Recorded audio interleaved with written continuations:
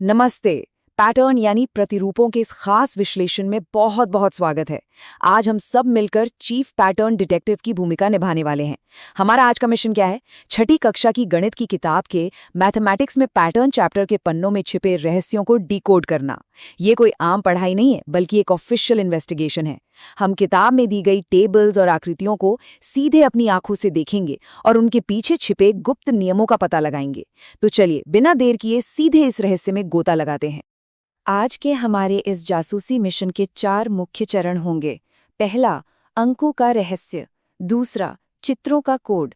तीसरा, बदलते आकार। और चौथा, अंतिम चुनौती। तो चलिए अपने सबसे पहले पड़ाव पर चलते हैं।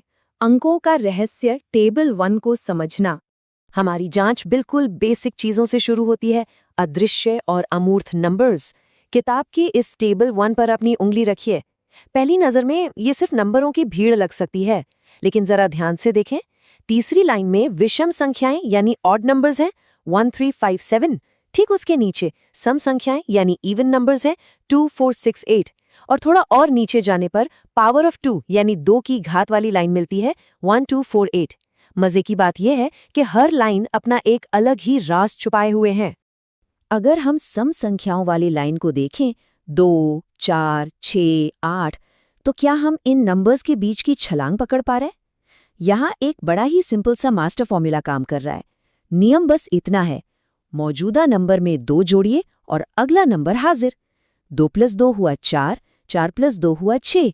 एक ऐसा कदम जो बिल्कुल नहीं बदलता। आइए आगे बढ़ते हैं। जब हम पावर ऑफ 2 वाली लाइन पर आते हैं तो छलांग अचानक काफी बड़ी हो जाती है। 1 2 4 8 16। यहाँ नियम पूरी तरह बदल चुका है। नया मास्टर फॉर्मूला है, मौजूदा नंबर को 2 से गुणा करें और अगला नंबर पाएं। यहाँ नंबर्स जुड़ नहीं रहे हैं, बल्कि हर कदम पर सीधे दोगुने हो रहे हैं। सच में ये जासूसी का एक बेहतरीन नमूना है, जहाँ हमने नंबर्स की छलांग को रंगे हाथों पकड़ लिया है। अब आता है हमारा दूसरा चरण, चित्रों का कोड, टेबल 2 को समझना। अमूर्त नंबर्स अपनी जगह ठीक हैं, लेकिन कभी-कभी हमें चीजों को अपनी आंखों से देखने की जरूरत होती है ना। इसीलिए हम उन नंबर्स को विजुअल सुरागों में बदलेंगे। टेबल 2 हमें बहुत ही शानदार तरीके से दिखाती है कि जब नंबर्स को बिंदुओं यानी डॉट्स के रूप में रखा जाता है तो वो कैसे बढ़ते हैं। एक तरफ देखिए स्क्वायर नंबर्स हैं 1 4 9 16, जो डॉट से एकदम परफेक्ट चौकोर ग्रिड बना रहे हैं।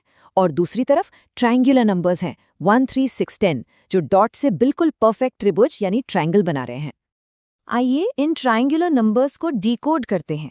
देखिए ये आकार बढ़ता कैसे है। हम शुरुआत करते हैं सिर्फ एक डॉट से, फिर हम उसके ठीक नीचे 2 डॉट्स की एक नई नींव या लेयर जोड़ देते हैं। अब हमारे पास कुल 3 डॉट्स हो गए। अगले कदम में हम सबसे नीचे 3 डॉट्स की एक और लेयर जोड़ते हैं, जिससे कुल डॉट्स हो जाते हैं 6। हर बार जुड़ने वाली नई लेयर उस ट्रायंगल को और भी बड़ा बनाती जाती है, एकदम चलता फिरता पैटर्न। अब सबसे दिलचस्प बात, और शायद इस चैप्टर का सबसे जादुई हिस्सा, किताब हमें नंबर्स और आकृतियों के बीच एक गजब का कनेक्शन दिखाती है। अगर हम विषम संख्याओं को जोड़ना शुरू करें, जैसे 1 + 3 + 5, तो टोटल होता है 9। और अगर हम 9 डॉट्स को एक साथ सजाएं, तो वो क्या बनाते हैं? जी हाँ, एक परफेक्ट स्क्वायर। लगातार विषम संख्याओं को जोड़ने से हमेशा एक स्क्वायर नंबर ही बनता है। यही तो गणित की असली खूबसूरती है। हम अपनी जांच में काफी गहराई तक पहुंच चुके हैं। स्क्रीन पर दिख रही ये कर्नाटक राज्य की ऑफिशियल टेक्स्ट बुक की मोहर हमें याद दिलाती है कि हमारी ये गणितीय जांच बिल्कुल प्रामाणिक है। खैर, हमारी केस फाइल अभी बंद नहीं हुई है, क्योंकि अब हमें ज्यामिति यानी ज्योमेट्री की दुनिया में कदम रखना है। तीसरा चरण, बदलते आकार, टेबल 3 को समझना।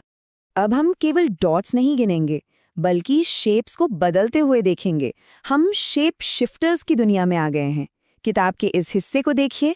यहाँ रेगुलर पॉलीगॉन की एक सीरीज है, ट्रायंगल, फिर क्वाड्रिलैटरल यानी चतुर्भुज, फिर पेंटागन और फिर हेक्सागन। देखने में ये सब अलग अलग आकृतियां लगती हैं, लेकिन एक पैटर्न जासूस के तौर पर क्या हम इनके बाहरी किनारों पर छिपा कोई नियम देख पा रहे हैं? चलिए इन किनारों पर अपनी उंगली फेरते हुए इन्हें गिनते हैं।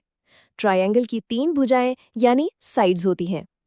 अगली शेप चतुर्भुज में 4 साइड्स हैं। उसके बाद पंचभुज में 5 और हेक्सागन में 6 साइड्स हैं।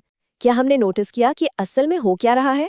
हर शेप खुद को बदल रहा है, बस हर बार ठीक एक नई बाहरी साइड जोड़कर। तो यहाँ हमने जिस मास्टर फॉर्मूले का पर्दाफाश किया है वो ये है कि इन आकृतियों का क्रम वास्तव में सिर्फ हमारी साधारण गिनती ही है, लेकिन एक छोटे से ट्विस्ट के साथ। ये गिनती 1 या 2 से नहीं बल्कि 3 से शुरू होती है। 3, 4, 5, 6 और ऐसे ही आगे। ज्योमेट्री और हमारी रोजमर्रा की साधारण गिनती के बीच का ये सीधा कनेक्शन वाकई में हैरान करने वाला है। और अब हमारा चौथा और आखिरी चरण, अंतिम चुनौती, एक अनसुलझा रहस्य। हम अपने सफर के आखिरी पड़ाव पर आ गए हैं, लेकिन इस फाइनल चैलेंज को लेने से पहले जरा याद तो करें कि आज हमने कौन-कौन सी जासूसी तरकीबें सीखी। हमने टेबल 1 के सपाट नंबरों में फॉर्मूले खोजे, टेबल 2 में डॉट्स को जोड़कर आकृतियां बनते देखीं और टेबल 3 में बढ़ते शेप्स की साइड्स गिनकर ज्योमेट्री का पैटर्न समझा। अब हम पूरी तरह से तैयार हैं। किताब के पन्नों से सीधा हमारी टेबल पर आया है ये सबसे कॉम्प्लेक्स नंबर सीक्वेंस, 1, 7, 19, 37। पहली नज़र में देखने पर यह पैटर्न काफ़ी अजीब लगता है। इसमें 2 या 3 का कोई सीधा गुणा, असल में थोड़ा ध्यान से देखें तो इसमें कोई सीधा जोड़ या गुणा दिख ही नहीं रहा है। और यही किताब हमें हमारे सबसे बड़े काम के साथ छोड़ देती है। एक बड़ा सवाल, 1, 7, 19, 37 संख्याओं के इस क्रम को हम आखिर क्या नाम देंगे? क्या ये सीक्वेंस किसी खास शेप से जुड़ा है? शायद ये किसी क्यूब से संबंधित है, या शायद हेक्सागन से? हमें किताब उठानी होगी, डॉट्स खींचने होंगे और इस रहस्य को सुलझाने की कोशिश करनी होगी, क्योंकि एक पैटर्न जासूस का काम कभी खत्म नहीं होता। देखते हैं कि क्या हम सब मिलकर इस आखिरी कोड को क्रैक कर पाते हैं।